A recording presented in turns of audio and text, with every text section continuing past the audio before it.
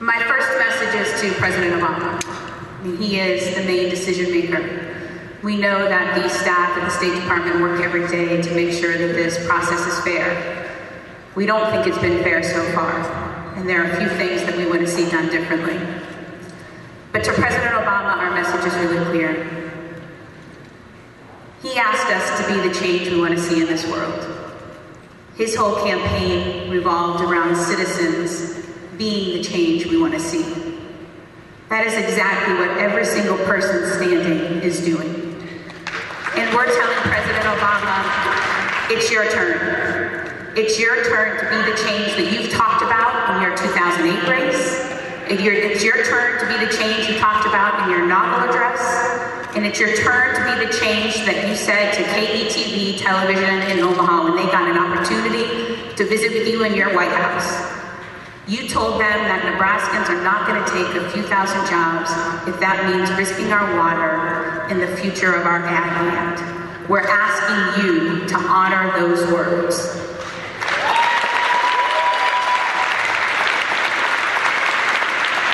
We know that these are good jobs for families. There is no doubt about that. But what TransCanada then puts through that pipeline is not good for our families. And that is not fair. They are good jobs for 2 years, and then we assume the risk for the rest of our lives. And that is not okay.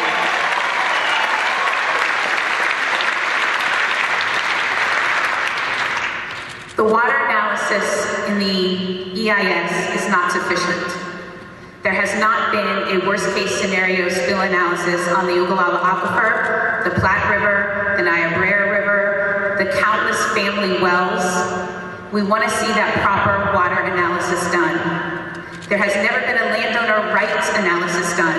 The one contract that actually stands on this project is between the landowners whose families homesteaded the very land that a foreign corporation is about to take, and you have not done an analysis on what that means for those landowners. Their property will be less value. When a spill happens, they will not be able to sell that land. This is ag land. And just like those folks in Arkansas, we can't just sell our land or sell the home back to Exxon. We can't just sell our home back to TransCanada. This is land that's been in families' hands for over 100 years.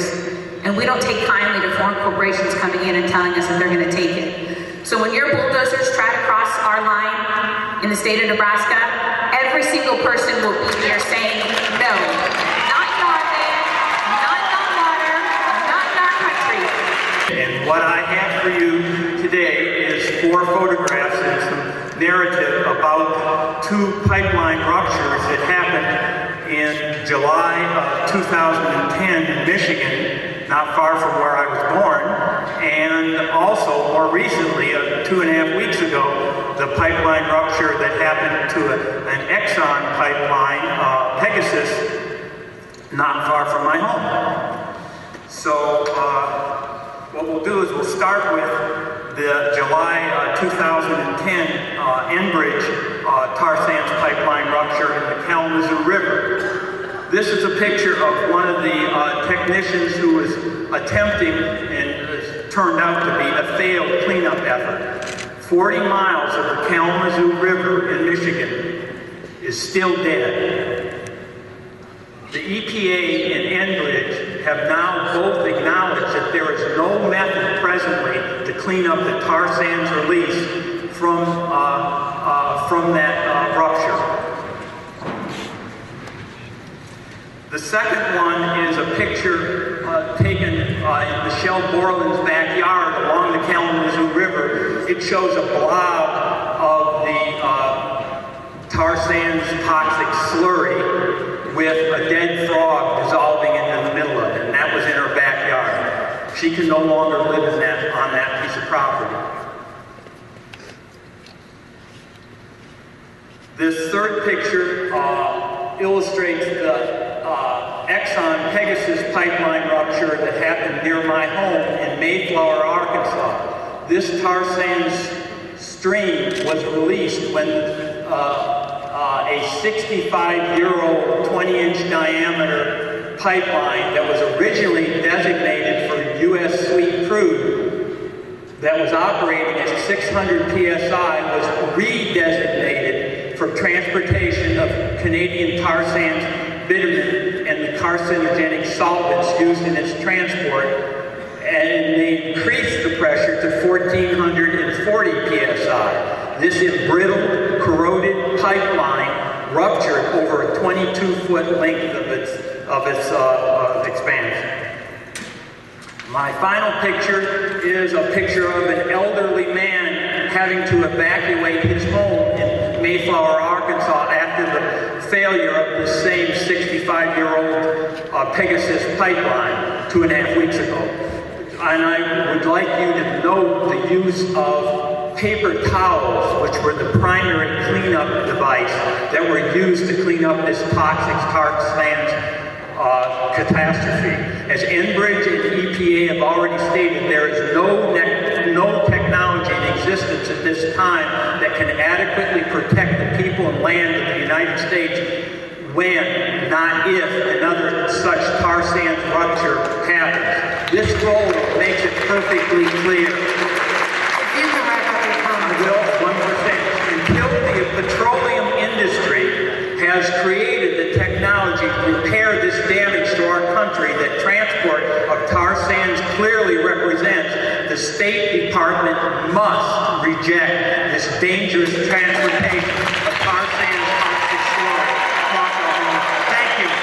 Good afternoon. I'm Andy Black, President and CEO of the Association of Oil Pipelines.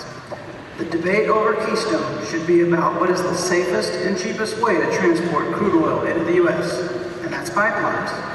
The Keystone XL pipelines will be one of the safest pipelines ever constructed and operated, and we urge the State Department to finalize its review of Keystone XL and approve it for construction. Last year, pipelines transported over 13.5 billion barrels of crude oil, gasoline, diesel, and jet fuel across our nation, with 99.9999% of those barrels reaching their destination safely. Your DSEIS confirmed the rarity of pipeline incidents. Compared to pipelines, U.S. DOT accident data shows an accident is 1,000 times more likely to occur with a large truck, 13 times more likely to occur by a barge, and 5 times more likely to occur by rail.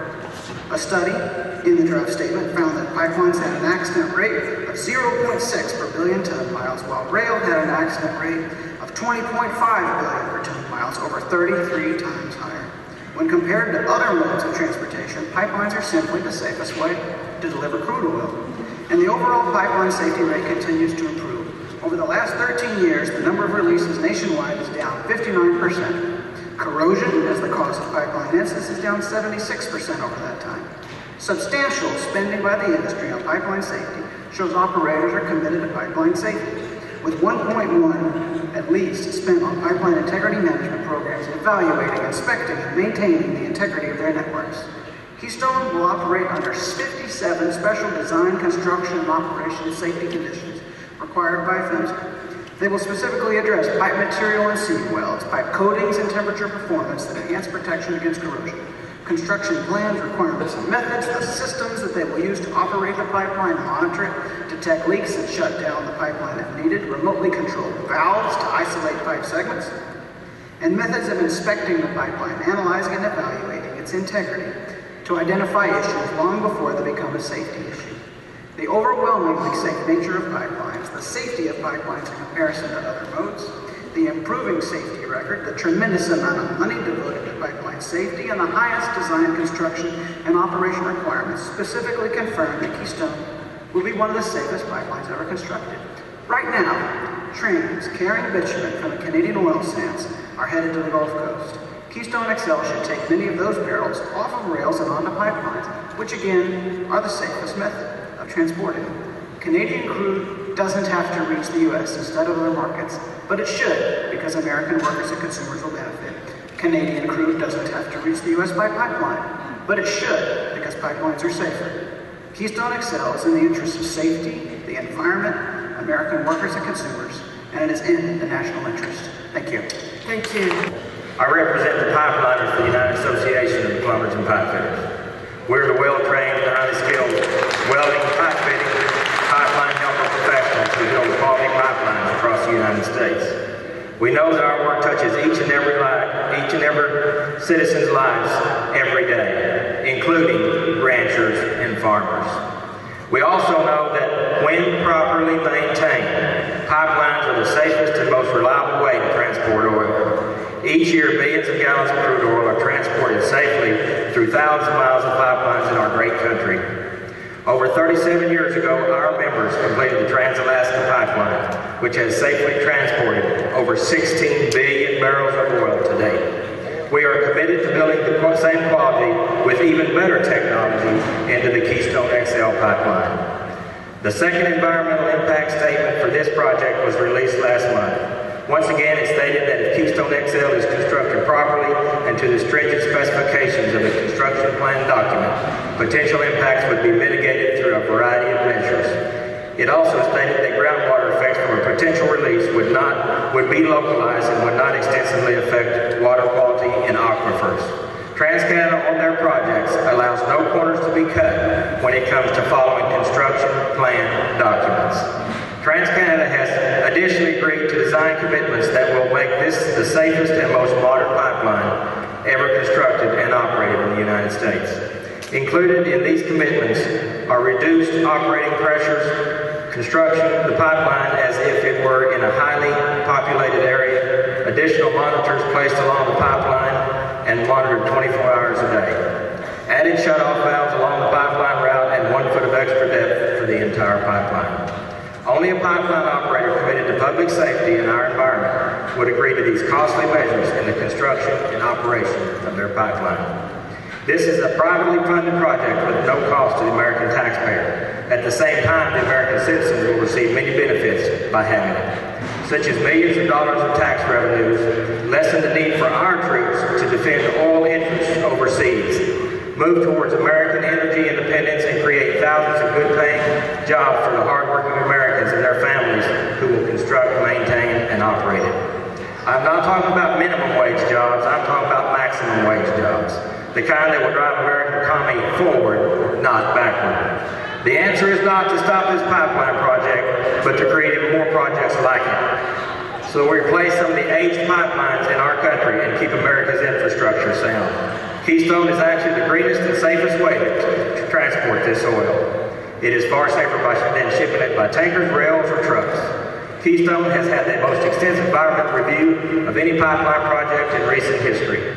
For these reasons and more, my organization and its 350,000 members urge President Obama and the State Department to approve the Keystone XL pipeline project and move America forward, not backward. Thank you.